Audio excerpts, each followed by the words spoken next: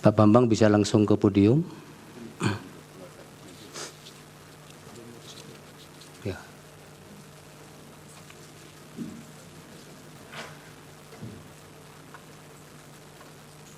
Mendekat ke ahli ya Pak, ke tim kuasa hukum.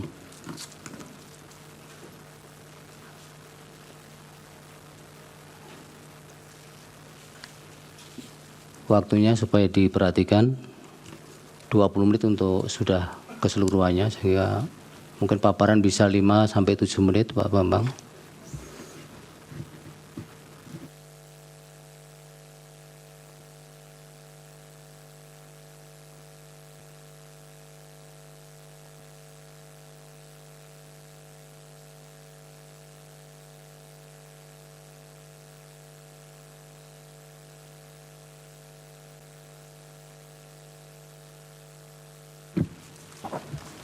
Berikutnya nanti siapa Pak ya? Berikutnya Prof. Ridwan yang mulia. Oke, Ya. petugas supaya diperhatikan. Silakan Pak Bambang. Terima kasih Yang Mulia. Assalamualaikum warahmatullahi wabarakatuh. Yang saya hormati dan saya muliakan Ketua Mahkamah Konstitusi, para hakim konstitusi, yang saya hormati saudara-saudara penasihat hukum, baik dari pemohon, termohon, dan pihak terkait. Izinkan saya menjelaskan pokok-pokok pikiran yang sudah saya tulis dan sampaikan kepada majelis. Cuma dalam kesempatan ini saya akan mencoba membaca lebih ringkas poin-poinnya saja. Yang dimintakan keterangan kepada saya oleh penasihat hukum adalah tentang penetapan Gibran Rakabuming Raka, anak dari Presiden Jokowi, sebagai cawapres melanggar hukum dan konstitusi. Saya mulai dengan pasal 75 Undang-Undang Pemilu yang mengatur tentang peraturan dan keputusan KPU. Untuk menyelenggarakan ayat 1, untuk menyelenggarakan pemilihan umum, sebagaimana diatur dalam undang-undang ini, KPU membentuk peraturan KPU dan keputusan KPU. Ayat 2, peraturan KPU sebagaimana dimaksud pada ayat 1 merupakan pelaksanaan peraturan perundang-undangan. Ayat 3 saya lewati, ayat 4, dalam hal membentuk peraturan KPU yang berkaitan dengan pelaksanaan tahapan pemilu, KPU wajib berkonsultasi dengan DPR dan pemerintah melalui rapat dengar pendapat. Selanjutnya, putusan Mahkamah Konstitusi nomor 90 PUU 21/2023 telah merubah pasal 169 huruf Q menjadi berusia paling rendah 40 tahun atau pernah atau sedang menduduki jabatan yang dipilih melalui pemilihan umum, termasuk pemilihan kepala daerah. Selanjutnya, pasal 221 sampai 230 Undang-Undang Pemilu mengatur tentang tata cara penentuan, pengusulan, penetapan pasangan calon presiden dan wakil presiden. Selanjutnya, di pasal 231 ayat 4 Undang-Undang Pemilu mengatur sebagai berikut, ketentuan lebih lanjut mengenai tata cara verifikasi terhadap kelengkapan dan kebenaran dokumen persyaratan administratif bakal pasangan calon diatur dalam peraturan KPU. Pasal 18 ayat 1 peraturan KPU nomor 19 tahun 2003 mengatur bahwa dokumen yang diverifikasi adalah KTP elektronik bakal pasangan calon dan atau suami istri bakal pasangan calon. Yang kedua, akta kelahiran WNI bakal pasangan calon atau suami istri bakal pasangan calon yang telah dilegalisasi oleh instansi yang berwenang dan seterusnya. KPU telah menetapkan peraturan KPU nomor 19 tahun 2023 tentang pencalonan peserta pemilu presiden, wakil presiden pada tanggal 9 Oktober 2023 dan diundangkan dalam berita negara tanggal 13 Oktober. Dengan poin yang paling catatan yang paling penting adalah bahwa syarat calon berusia paling rendah 40 tahun sesuai dengan Undang-Undang Pemilu. Kalau kita baca dari kronologi tahapan pendaftaran paslon dan kesesuaiannya dengan peraturan perundang-undangan, KPU berwenang menerima pendaftaran, memverifikasi berkas, dan mengumumkan hasil verifikasi pendaftaran, menetapkan pasangan calon yang memenuhi syarat, dan melakukan pengundian nomor pasangan calon sesuai dengan ketentuan. Tanggal 9 Oktober, Peraturan KPU nomor 19 tahun 2003, syarat pencalonan berusia paling rendah 40 tahun. Tanggal 16 Oktober, putusan MK nomor 90 merubah pasal 169 ayat Q menjadi berusia paling rendah 40 tahun atau pernah atau sedang menduduki jabatan yang dipilih melalui pemilihan umum, termasuk pemilihan kepala daerah. 19 Oktober, pendaftaran calon presiden dan wakil presiden. 25 Oktober sampai 29 Oktober adalah verifikasi dokumen pendaftaran.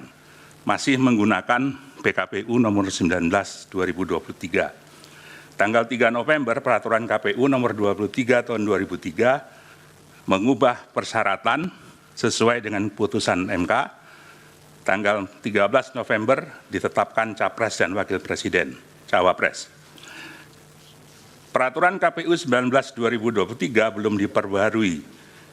Yang jadi persoalan adalah mengapa menerima pendaftaran dan melakukan verifikasi berkas paslon 02 yang tidak memenuhi syarat usia sesuai dengan PKPU 19 2023. Penerimaan pendaftaran Prabowo Gibran yang tidak memenuhi syarat oleh KPU adalah tindakan yang diskriminatif. Dalam berita acara verifikasi dokumen, persyaratan bakal calon presiden dan calon wakil presiden tanggal 28 Oktober 2023, berkas itu menyatakan bahwa pasangan Prabowo Gibran memenuhi syarat dan disusun dengan berdasarkan pada PKPU 19 2023 yang belum direvisi sesuai dengan putusan MK 90. Bakal cawapres Gibran yang sebenarnya berbeda dalam hal syarat umur diperlakukan sama dengan cawapres yang lain yang sudah memenuhi syarat umur, sebagaimana ditetapkan dalam Peraturan KPU 19 tahun 2023. Berkas pendaftaran paslon 02 diterima dan diverifikasi oleh KPU. Tidak sesuai dengan putusan MK nomor 27 PUU 5 Romawi 2007 yang memuat pertimbangan berkait diskriminasi di syarat umur, sebagaimana ditetapkan dalam Peraturan KPU 19 tahun 2023. Berkas pendaftaran paslon 02 diterima dan diverifikasi oleh KPU. Tidak sesuai dengan putusan MK nomor 27 PUU 5 Romawi 2007 yang memuat pertimbangan berkait diskriminasi. Diskriminasi adalah memperlakukan secara berbeda terhadap hal yang sama. Sebaliknya bukan diskriminasi jika memperlakukan secara berbeda terhadap hal yang memang berbeda. Dalam kasus ini, sebetulnya cawapres Gibran harusnya diperlakukan secara berbeda dengan peraturan yang berbeda. Tapi dalam kenyataannya KPU memperlakukannya sama dengan calon wakil presiden yang lain, diverifikasi dengan peraturan yang sama. KPU melakukan tindakan dalam rangka penyelenggaraan pemilu yang tidak menaati prosedur asas dan prinsip penyelenggaraan pemilu yang ditetapkan dalam peraturan perundang-undangan pasal 3 huruf D, terutama di Undang-Undang Pemilu, yang menyatakan bahwa dalam menyelenggarakan pemilu, penyelenggara pemilu harus melaksanakan pemilu berdasarkan asas sebagaimana dimaksud dalam pasal 2, dan penyelenggaraannya harus memenuhi prinsip mandiri, jujur, adil, berkepastian hukum, dan selanjutnya. Penyelenggaraan harus netral dan selanjutnya. Menurut prinsip keadilan pemilu, menurut IDEA, keadilan pemilu berarti memastikan bahwa setiap tindakan, prosedur, dan keputusan terkait proses pemilu adalah taat hukum. Keadilan pemilu juga berarti hak kepemiluan dilindungi, dipenuhi, dan ditegakkan. Keadilan pemilu juga berarti memberi ruang bagi pihak yang hak kepemiluannya dilanggar, membuat keluhan, memberikan keterangan, dan menerima keputusan. Selanjutnya, KPU melakukan perubahan PKPU nomor 19 menjadi PKPU nomor 23 pada tanggal 3 November sesuai dengan putusan MK. Seharusnya KPU merubah PKPU nomor 19 tersebut sebelum menerima pendaftaran pasangan calon. Poin berikut adalah berkaitan dengan mandat verifikasi yang diatur dalam PKPU, sehingga putusan MK saja tidak cukup menjadi landasan menerima pendaftaran Gibran. Meskipun MK telah membuat putusan nomor 90 PUU 21/2023, KPU harus tetap mengubah peraturan KPU 19 terlebih dahulu untuk menyesuaikan syarat calon. Perubahan frasa dalam putusan mahkamah tidak bisa dipisahkan dari kedudukan mahkamah sebagai negatif legislator, sehingga putusan mahkamah harus dinilai setingkat dengan undang-undang yang memerlukan peraturan KPU untuk dioperasionalkan, terutama dalam peraturan KPU. Hal ini sesuai dengan perintah Undang-Undang Pemilu pasal 12, pasal 13, pasal 75 Undang-Undang Pemilu, dan lebih jauh lagi harus mengacu kepada pasal 231 ayat 4 Undang-Undang Pemilu yang memerintahkan ketentuan lebih lanjut mengenai tata cara verifikasi terhadap kelengkapan dan kebenaran dokumen persyaratan administrasi bakal pasangan calon diatur dalam peraturan KPU. Peraturan KPU atas pendaftaran Gibran adalah kesengajaan terhadap pelanggaran kepastian hukum. Kebutuhan peraturan KPU mengatur penyesuaian dengan putusan MK tidak hanya kebutuhan administratif, tapi juga kebutuhan hukum pemilu agar tidak timbul kekosongan hukum pasca putusan MK. Perubahan PKPU 19 menjadi PKPU 2023-2023 yang telah sesuai dengan putusan Mahkamah Konstitusi telah melewati batas akhir terhadap pendaftaran paslon dan verifikasi dokumen pasangan calon. Maka verifikasi terhadap saudara Gibran Raka masih menggunakan dasar hukum nomor 19/2023. Tindakan Komisi Pemilihan Umum membiarkan Raka Gibran terus mengikuti tahapan pencalonan dalam proses pendaftaran dari verifikasi bakal pasangan calon merupakan pelanggaran terhadap prinsip kepastian hukum. Pak Bambang, sebentar. Ya. Ini waktunya sudah 10 menit. Lewat 1 menit, 11 menit ya. Akan dihabiskan untuk keterangan ahli tanpa memberi kesempatan pendalaman kuasa hukum ataukah akan dibagi? Esensinya sudah bisa ditangkap sebenarnya kan, apa yang diterangkan saksi ini.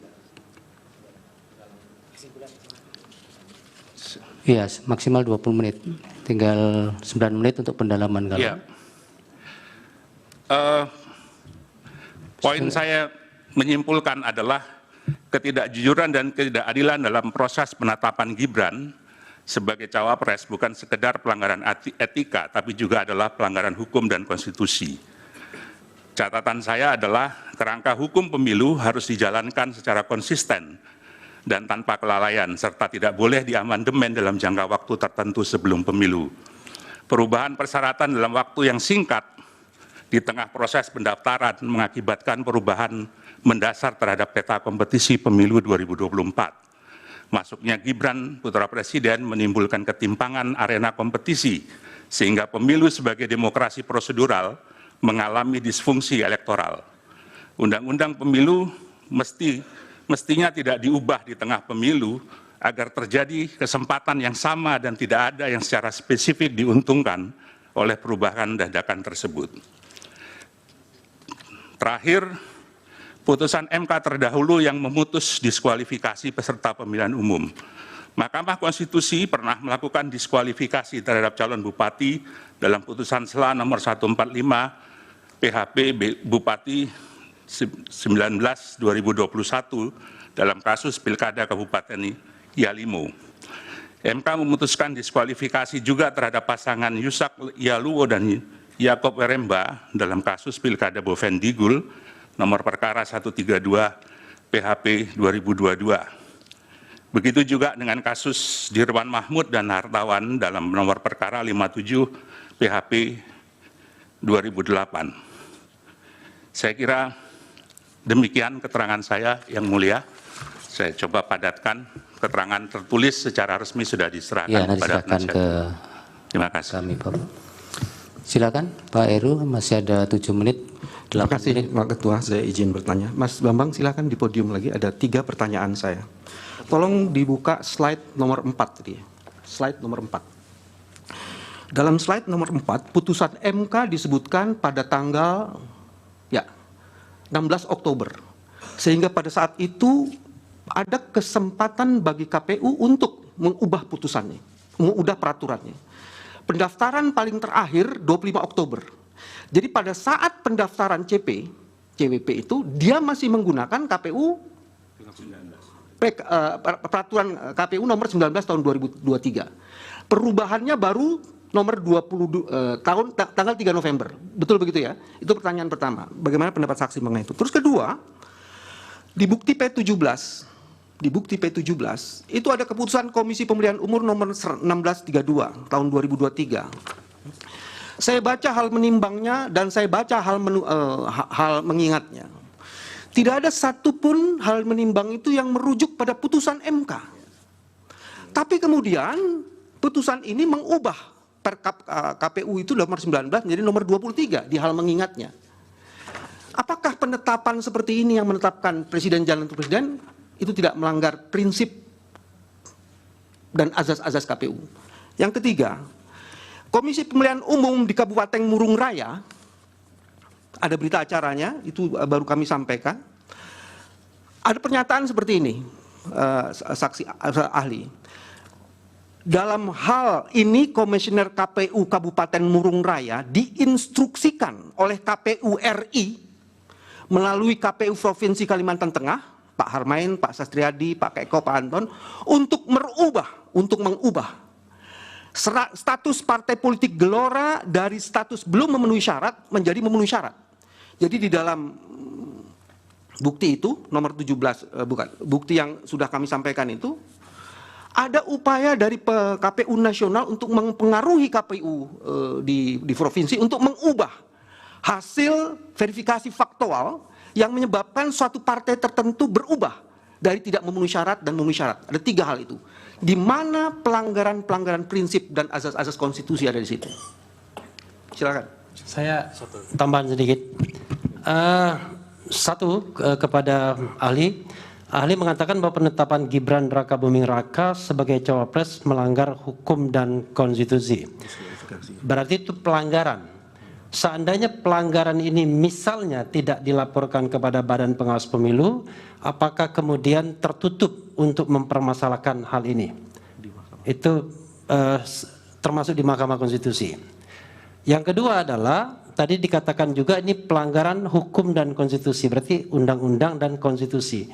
Kalau dikaitkan dengan pasal bahwa penyelenggara pemilu itu harus tetap mandiri, ya, itu apakah kemudian ada kaitannya perlakuan diskriminatif ini kalau kita kaitkan dengan azas atau pasal dalam konstitusi tersebut? Terima kasih. Baik. Dari termohon 1 pertanyaan kalau ada, atau 2 pertanyaan juga boleh. Singkat saja. Terima kasih majelis.